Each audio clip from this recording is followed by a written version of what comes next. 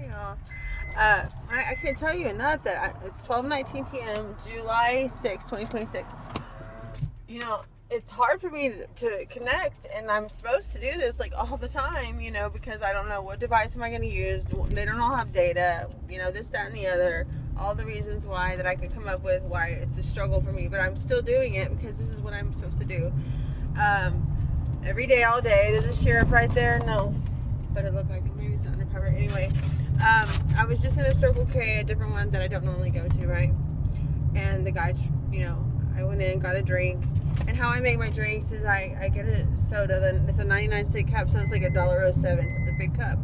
And I fill it up first with like, you know, ice and then whatever soda I want. And then I put like a little bit of Slurpee on top, right? Today I did vanilla Coke, or I did cream soda Coke, and then a little vanilla, and then I put the Coca-Cola Slurpee. So I go to the register, and the guys, there's a kid in front of me who reminds me of Devin, really sweet kid, man. He was saying how someone hacked in his damn Uber account and charged up $300 worth of food.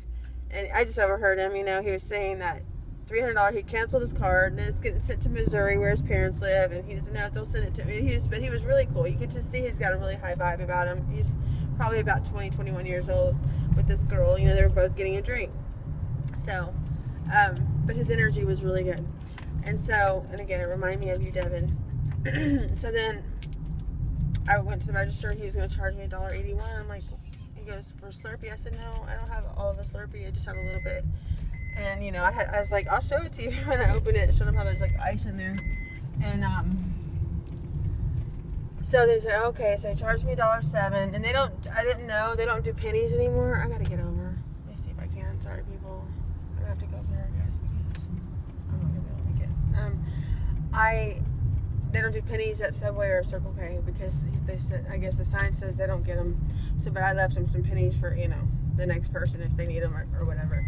But when I came out, there's a guy and a girl walking up, you know, out there out in the streets, and they have a wagon full of stuff, full of their stuff. And I want, this is exactly what my point is. There's this kid right here. See, she is affected. We are by heavy dark energy. We pick up on it everywhere. This is a perfect example. There's a guy with a bike. We know he's not like the number one, you know, behind the scenes out here to try to disturb us. But very likely he was sent, or he's part of the crew. 9 times out of 10, that's what he's here for, to disturb our energy. But again, it's not even, it's just, this is how blind people have been behind the scenes and how, you know, ridiculous things have gotten. I mean, this is what people have been doing, like aimlessly, you know, hunting something. There's no fulfillment in that. There's just not. I don't care how much money you got or how many drugs you might have, you know, retrieved in the process. So, but again, I was just at the Circle K and those people walked up, and I am inclined, and I just, by nature, I want to connect with people. This is what I do. I'm like, hey guys, you know, when they're right there, I was like, hey guys, and they're like, hey, and started talking back and forth. I said, I used to be just like this. Maybe not to that degree, but I mean, I can connect to those people to where they don't feel judged. They don't feel like they're a spectacle, because trust me when I tell you, when you're out there with the wagon with all your handy dandy, you know, equipment and whatever you're doing out there in the streets that you hold as a possession of importance to you in some way, you feel like a spectacle, and then you just do more drugs because you're like, oh, you know, you just don't even want to think about the real reality. So I just started talking to them and saying, I am Move Solutions. Oh, cute. Yeah, that's right. Movement. But I am Move Solutions. Tech Team Solutions. I am Move Solutions. But yeah, so I was just like, yeah, you know, I used to be like that. I used to be really bad on drugs, you know what I mean? And I was like, I told him, I was like, I used to shoot up and everything. I'd be out here, in the streets acting crazy, but I've elevated since then. I said I got off the drugs by the grace of God. You know, and when you represent Christ consciousness, dude, it's not about see, people were trying to project the Prince of Peace onto people, and it's not even about that. It's about embodying the you know, cosmic consciousness. I mean, he's cosmic. He's, you know, and yesterday I was thinking about, like, when they call people star seeds. What do you think it is? A seed from the stars, man. You know what I'm saying? And so it's not going to look like earthling seeds. They're different. We're different. We're just different. Oh, there's my other device. But you know, it's really cool. Sorry, 7772 on that line. I'm trying to get a parking spot. But yeah, isn't that cool when you think about, oh, she's a star seed. There are star seeds. Literally, we're from the stars. We're, you know, cosmic beings. There's so many different terminology that you can use, but just not, I mean, we're from the stars. Thank you. I'm gonna park right damn there. Okay, I like the spot. I mean, it's weird though. You have to like really get all the way in, because this truck, I'm about to pull in like this.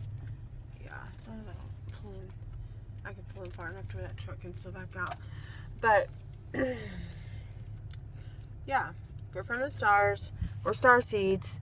You know, and there's cosmic order that's being placed on Earth, and but I do like to connect with Earthlings. You know, people that are there, and there's, you believe it or not, there's a lot, like myself, there are a lot of star seeds that have been, you know, because they get ostracized and abandoned and kicked out of the club of the worldly, you know, realm, basically because they don't make sense to the world, and it's because they're not of the world. We're not of the world. So we're not going to be something you can pinpoint. You can't script us. There's nothing about it. So we're from a different realm. You know, we're star seeds. And some of us are, you know, whatever you would like to view us as, but we're just from a different realm, a different dimension. And so we're here to bring cosmic order because the world was out of control. And so Christ conscious clearly is the way. You know, the best thing for everybody. But again, I like to connect with the Earthlings and everybody, you know, that I can and I come in contact with, because that is what I'm meant to do. You know, and have and just a few words, exchange words. When you speak life and love to someone, it's powerful. It's so powerful. For real. You know, it could be, you can have the worst day of your life, want to die, and someone says, how are you? How are you? Not like, hey, how you doing? I'm good. What's up, man? I'm on gravy. I'm Gucci. No. Like, how are you? How are you? You can tell me. How are you? Really? How are you? You know? When there's genuine concern behind it, then it's way more effective. We're not here just to do the script. You know? But when we were created with stardust, you know, and we're not meant to grasp what that, I mean, what are we going to do? Figure it out and then what? Solve a puzzle, an issue? No. It's fascinating, and it's, you know, it's fantasy in some ways. So a lot of people have a hard time wrapping their mind around it, but these are things that make sense when you think about Yeshua's life and how powerful and magical he was, and what a disturbance that brought to the world, and what religions were created from it. That time of his life on earth, and the projections and all the prophetic declares and decrees, the ones that are going to come to pass are only those that are upholding the Christ conscious, not the law of man. You know, seriously, and thank God for that, because he said he came to set the captives free. And again, he's a star seed.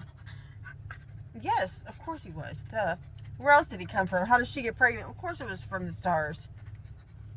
And it doesn't have to make sense to you, but it's a sensible comprehension when you just see that, you know, how phenomenal of a being that Yeshua was and is to come and always will be, because that is whose conscious we have. That is the Christ crystalline DNA codes that we have. So it's really cool. But I like to connect with people anyway. So I was telling those people outside, I'm like, you know, I used to shoot up and everything. I was really bad. And, you know, it was because I didn't want to deal with myself and the things going on. They're like, yeah, you know. And just for a second, to connect with them on a human level and on a conscious level, a Christ conscious level. I don't have to say, hey, believe in Jesus, you know, this is the way, the truth, and life. No, I can just be the living, walking, breathing example of how he interacts with people on this earth and when he was here, and how he is continuing to do that through our vessels. I'm gonna put my nail on, but I gotta go inside real quick before all hell breaks loose. So we got a skateboarder and another guy and this, that, and the other. Hold on. I'm gonna go inside. We got a Goodwill, I'm gonna let y'all go. I'm gonna go ahead and cut my little. I'll be back.